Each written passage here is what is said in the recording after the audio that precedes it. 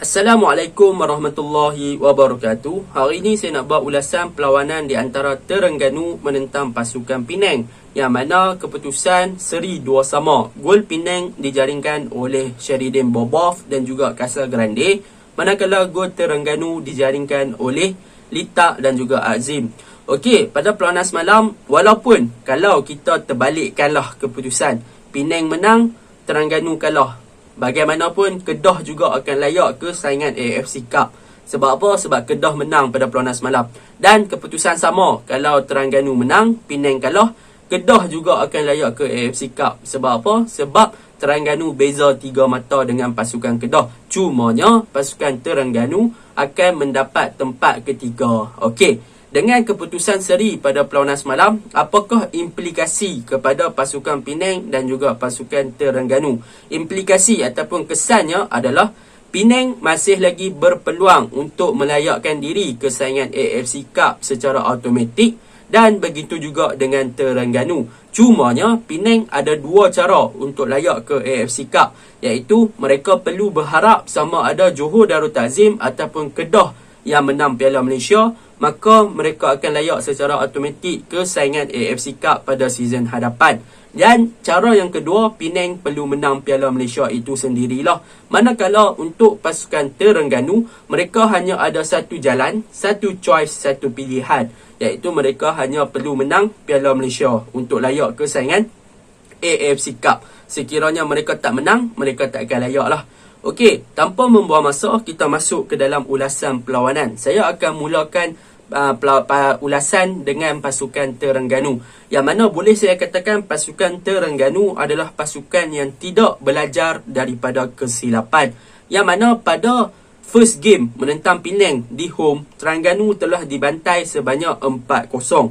Dan gol-gol yang dijaringkan oleh Penang adalah berpunca daripada set piece dan juga hantaran lintang. Dan apa yang berlaku pada perlawanan semalam, 2 gol pasukan Penang adalah berpunca daripada set piece juga. Ini menunjukkan yang Penang masih lagi memang mantap daripada segi set piece. Akan tetapi Terengganu tak belajar yang sebenarnya Penang mantap daripada segi set piece, dan mereka tak cuba untuk membuat sesuatu bagi menghalang 2 gol tersebut yang dijaringkan melalui sepakan percuma. Jadi itu kelemahan Penang yang kelemahan Terengganu yang pertama. Mereka gagal untuk belajar daripada kesilapan dan memperbaiki kesilapan yang mereka lakukan. Sedangkan mereka lawan dengan pasukan Penang yang beraksi dengan 10 orang sahaja selepas Latif Suhaimi dikenakan kad merah. Okey, kelemahan yang kedua pasukan Penang pada perlawanan semalam adalah terletak di bahagian serangan, iaitu terutamanya di bahagian striker yang diketuai oleh David Da Silva. Pada perlawanan semalam, boleh saya katakan contribution ataupun penlibatan David Da Silva di bahagian serangan Terengganu hanyalah sepakan penalti sahaja yang dilakukan oleh David Da Silva. Sebaliknya, penlibatan David Da Silva selepas itu kita tak nampak dah kan. Sepakan penalti itu adalah salah satunya shooting yang dilakukan oleh David Da Silva, dan sepakan penalti tersebut juga tidak masuk, yang mana boleh saya katakan David Da Silva terlalu sambil lewa ambil sepakan penalti tersebut. Dia acah-acah star, acah-acah bintang, lompat, stop, shoot, sensor mobile tepih macam tu sahaja. Jadi penlibatan David Da Silva di bahagian serangan yang tidak begitu efektif dan tidak begitu berkesan disebabkan kurangnya penlibatan David Da Silva dalam bahagian serangan pasukan Terengganu, Terengganu gagal untuk mencari gol daripada open gameplay pada perlawanan semalam, melainkan gol daripada Litak. Sebenarnya kesian untuk pemain-pemain seperti Litak, Faisal Halim, Hakimi Abdullah, Faiz Nasir, yang mana mereka bermain dengan bermati-matian dan bersungguh-sungguh untuk mencari gol. Akan tetapi David Da Silva pula menjadi spoiler untuk pasukan Terengganu pada perlawanan semalam.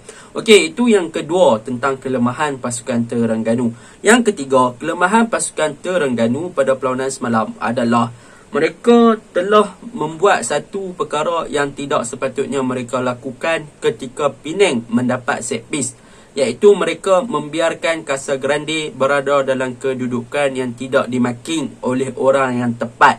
seperti yang kita tahu, ketinggian Casagrande memang sangat-sangat tinggi. Sepatutnya Azim yang jaga ataupun marking Casagrande ketika Penang dapat set piece ataupun free kick. Akan tetapi pada perlawanan semalam, kita boleh lihat 2 gol Penang yang dijaringkan melalui set piece. Casagrande berada dalam kedudukan yang sangat-sangat bebas dan beliau boleh lawan area duel ataupun dalam situasi bola tinggi, memang beliau akan menang.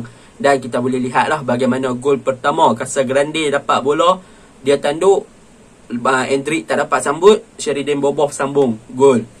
Gol kedua, antaran dilakukan, keeper keluar, sepatutnya keeper tak payah keluar, tetapi keeper keluar. Azim tak marking Casagrande lompat, dia nampak keeper keluar, Casagrande tanduk, masuk macam tu sahaja.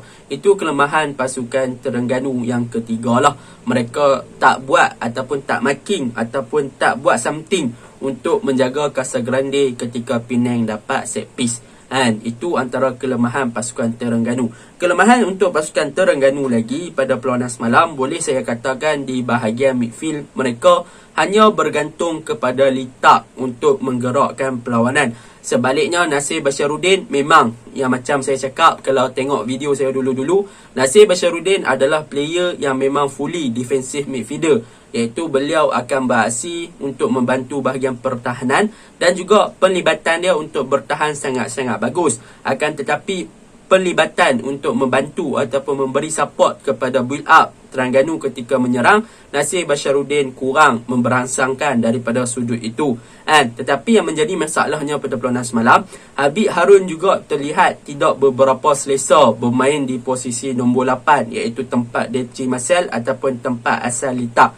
Jadi Habib Harun pun dia tak boleh nak connect dengan Litak di bahagian tengah. Jadi beraksilah Litak keseorangan di bahagian midfield pada perlawanan semalam. Itu kelemahan Terengganu yang terakhir yang boleh saya katakan. Okey, kita masuk apa yang saya suka tentang pasukan Terengganu pada perlawanan semalam.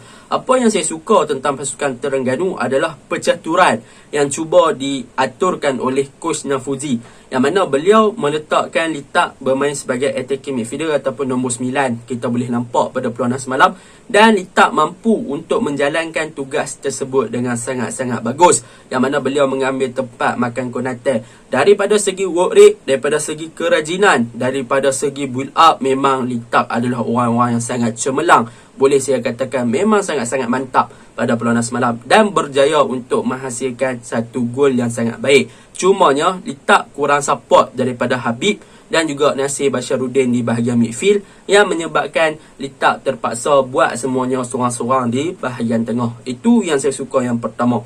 Yang kedua yang saya suka adalah tentang bagaimana Terengganu mula untuk memanfaatkan Azim Rizovic ketika mendapat corner kick. Kita boleh lihat bagaimana corner yang diambil tepat kepada Azim, dan Azim berjaya menjaringkan gol melalui tandukan.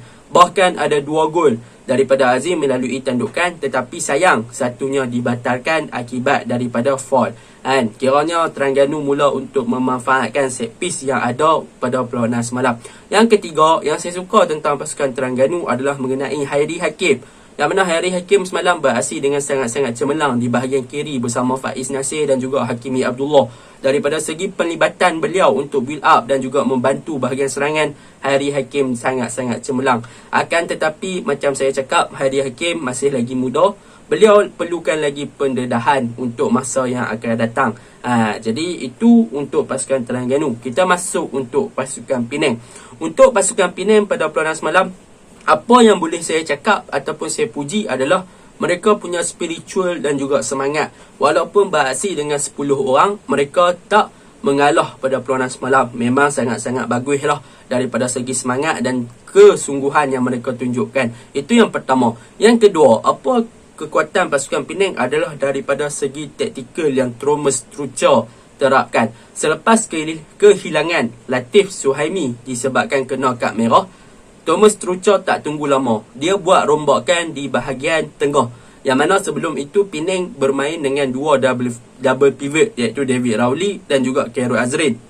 Akan tetapi Thomas Trucha nampak yang bahagian pertahanan tak boleh untuk adapt ataupun tak boleh nak absorb dengan serangan yang Terengganu lakukan di bahagian kanan, bahagian kiri sangat-sangat lajuan.